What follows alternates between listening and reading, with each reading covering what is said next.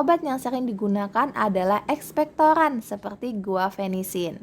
Ekspektoran bekerja dengan cara mengencerkan lendir di saluran pernapasan sehingga lebih mudah dikeluarkan saat batuk.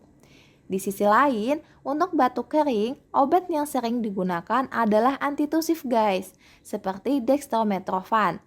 Antitusif bekerja dengan menekan refleks batuk di otak sehingga mengurangi frekuensi batuk.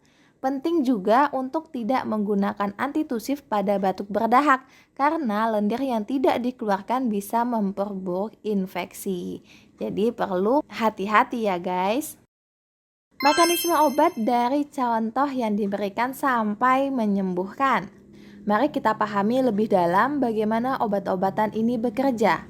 Guaifenesin sebagai ekspektoran, dia membantu mengencerkan lendir di saluran pernafasan. Ini membuat lendir lebih mudah dikeluarkan.